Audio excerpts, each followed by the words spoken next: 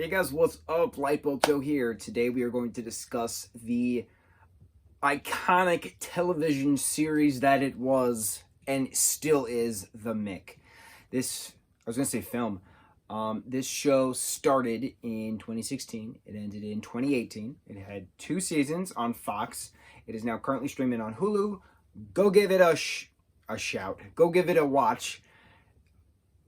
It's one of those iconic. I'm going to pause before I say things. Obviously, this is a very weird time for everyone with the COVID-19 virus, with the, coronavirus affecting the world. Most countries are shut down. The U.S. is now the epicenter of the virus. We got some work to do. Those of you who are capable of staying home, stay home. Hashtag stay home. Hashtag stay safe. For those of you essential workers, as in medics, paramedics, police, fire, doctors, nurses, thank you for your service. Thank you for being there when we need you. I myself am considered essential despite working in a store that sells flooring. I don't get it.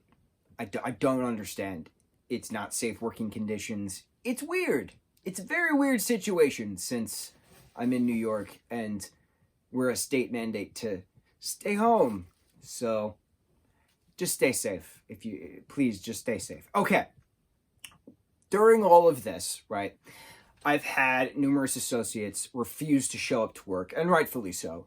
And we've all been discussing what films or what TV shows or what books to catch up on, to read, to watch, to laugh about, right? Because we all need a good laugh right now. We are in the middle of a plague. That's the best way to say this. We're in the middle of a plague. We need to laugh, right? We need to laugh together. We need to communally laugh. And The Mick is one of the greatest shows in the history of mankind. Dave and John Chernin. I probably just butchered their last names. Chernin? I don't know. I'm sorry. My last name is Masiello. People butcher it all the time too. I feel your pain. I was called Marshmallow for my entire childhood. Okay, I get it. I feel for your last name. Okay, I'm sorry. Dave and John, I'm sorry. Forgive me. So, Dave and John were originally writers, and they still write for Always Sunny in Philadelphia on FX, right? The Mick aired on Fox back in 2016, or 2017? I'm sorry. Aired January 2017, first season, which was 17 episodes long, and then season 2 was 20 episodes long, for a total of 37 episodes. And that's it. They canceled it after season 2. We'll talk about it. And then season 2 started fall 2017 and then ended April 3rd, 2018. I'm good. I pay attention to the things that matter, and this show matters. So, Dave and John, brothers, writers on Always Sunny in Philadelphia. Obviously, they're friends and family with Caitlin Olsen. Caitlin Olsen is the main character. Mackenzie Mong, Molng, Mong. The plot of the series is Mackenzie, and her guy, not her boyfriend, her guy, right? Scott MacArthur is the incredible actor that he is. Super comedic timing is perfect. He is so physically comical. It's astounding the amount of effort that man puts into his craft. Genius. So Caitlin and Scott play Mick and Jimmy, and they go to Mick's. I'll just use their character names. Mickey's sister Poodle that's not her real name. Mansion in Connecticut, for whoever's birthday party it was, right? And so that's the pilot. And then it turns out that Mackenzie's brother-in-law and sister were evading taxes, so the FBI arrested them, and then she's now in charge of the 3 children. You have Sophia Black-Dahlia playing Sabrina. You have Thomas Barbuska, the awesome dude that he is. You have him playing Chip Pemberton. Let me tell you, I have not laughed more. I don't laugh that... I laugh here and there at certain things, but Tom is such a comedic genius when it comes to his timing, his improvisation, his honing of this preppy douchebag of a character is just so genius. We'll praise Tom more later. And then you have Jack Stanton playing little Ben Pemberton, who's a little weird, but it's a good plot point. So Mick, Jimmy, and then Carla Jimenez, incredible actress that she is, plays their maid Alba. So it's basically the five of them, right, now living in this mansion in Connecticut. And the shenanigans that uphold and ensue. There is so much violence in this show. It's genius. There's so much arguing and yelling and hugs and cries and laughters and pats on the backs and team spirit and I will burn you to the ground and Ben literally burns the house down. There's just so much madness. I forgot, because I made sure to rewatch this, because again, like I said, we all need a good laugh right now. I forgot how much blood is actually in this show. Super bloody, but so entertaining with the amount of blood. And like I said before with Scott, he is so physical with this role. It's insane how many fights he's had with other actors and blood gushings, and he's the one who probably had to spend the most time in makeup, to be honest. The amount of bruises and blood and missing things, and hilarious, absolutely hilarious. So come the end of season 1, right, like I said, Ben burns the mansion down to an extent. Season 2, they wind up getting another mansion, which is kind of Mickey hooking up with a elder relative on her brother-in-law's side. Does that make any sense? Sure. Who has dementia, and then explodes. There's a lot of death in this show too. That was just hysterical. Smoking a cigarette with a whole canister of oxygen. Boom. Right. Chip shoots his dad at one point after they try to break in and steal documents, and they get thrown in jail again. Jimmy gets shot in the ass. Mickey shoots herself in the leg. There's a lot of gun violence in this show. What else? Let me stick with the highlights. There's knives being thrown constantly. Chip literally cuts the tips of his fingers off. Oh my God. Tom bleeding out in the bathtub, trying to write goodbye cruel world in his own blood. And it's just this goo.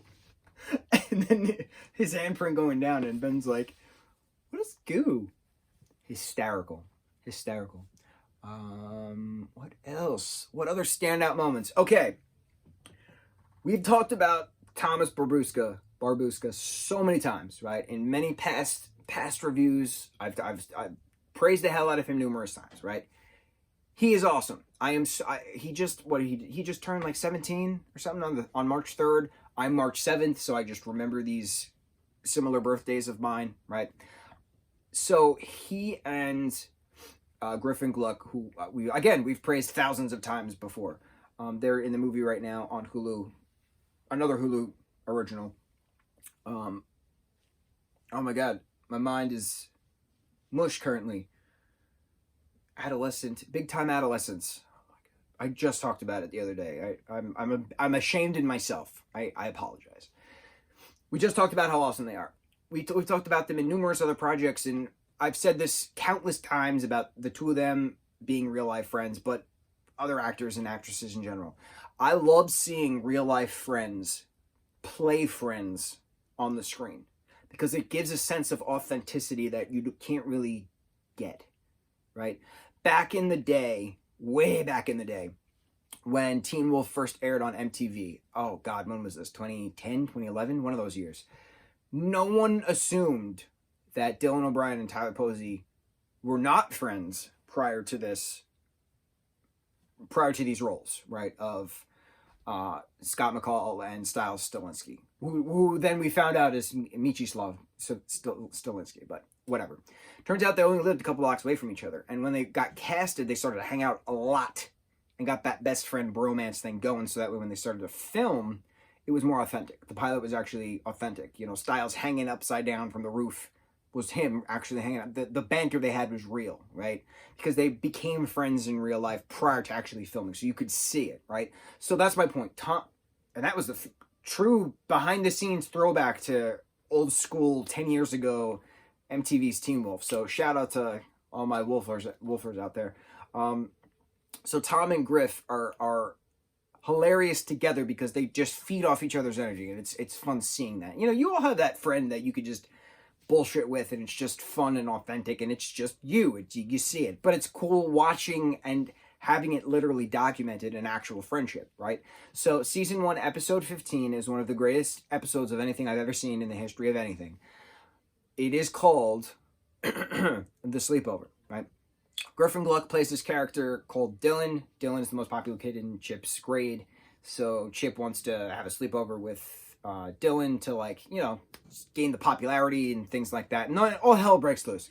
Dylan winds up inviting his girlfriend over to, you know, try to make out with her, and then she winds up being drunk, and then they have to try to get her home, but her dad's tracking her phone, and then her dad winds up catching Jimmy in a bar with the daughter's phone because Jimmy's trying to distract the dad so Mickey, Chip, and Dylan can bring the drunk girl back to the house. And then when they get her in the house, it turns out Dylan's mom is actually having an affair with the girlfriend's dad, and then they all have to hide in the closet while the two of them are hooking up in the living room, and then they got home, and it's just this whole shit show, and then Dylan's mom is trying to force him to go home because Mickey didn't pick up the cell phone and, like, doesn't abide by the rules, and then, like, he freaks out, and he's like, at least I'm not, you know, having an affair, and then it's hysterical.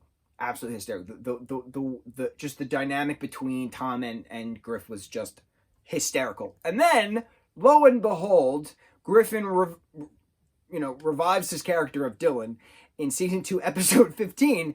15 and 15. That was interesting. I don't know if anyone else picked up on that, but I did. I pick up on these little things, these tiny little minute details that Dave and John just craftedly put in. Genius.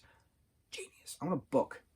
I want a graphic novel of the adventures of this group. I think that would be the funniest of it all. So episode 15 of season 2 is called The Juice. Mick, Dylan, and Chip are into gambling now. Sabrina's dating this girl at some point, and she's, you know, all-star varsity soccer player, and there's bets going on against the girls' team, and Jimmy gets the shit kicked out of him yet again, and $100,000 was bet. Another hilarious type of entity. Sleepover still is peak tier for me. And speaking of peak tier, if we're talking about my favorite episodes of anything, season 3, episode 15 of New Girl, again episode 15, is called The Cooler. Season 2 or season 3? It's episode 15. It's called The Cooler. Whatever season it is, 2 or 3.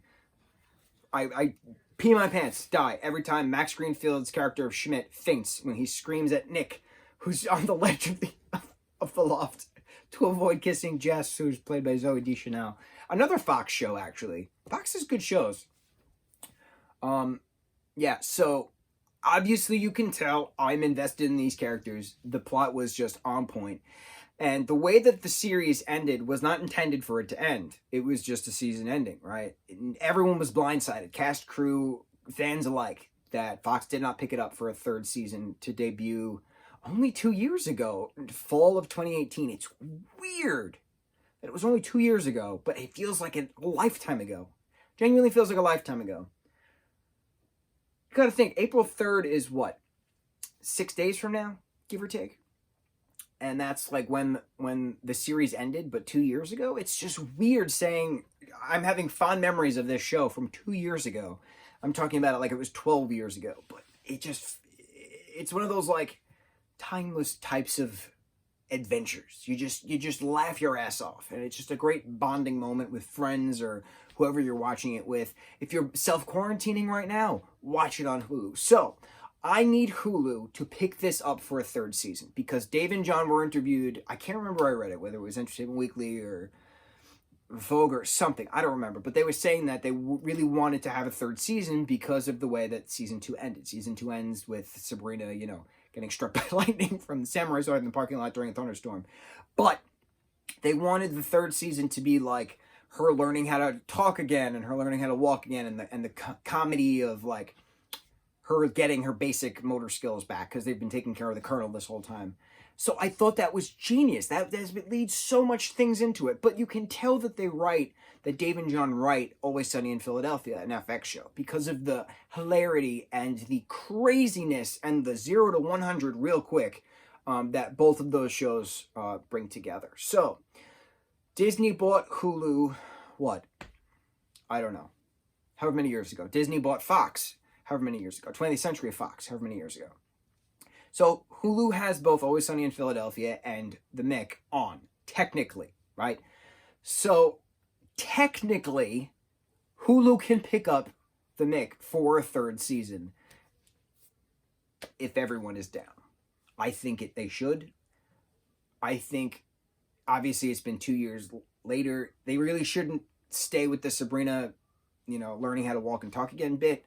I think they should acknowledge it, but it'd be weird to pick up exactly where they left off in the hospital room. I don't know.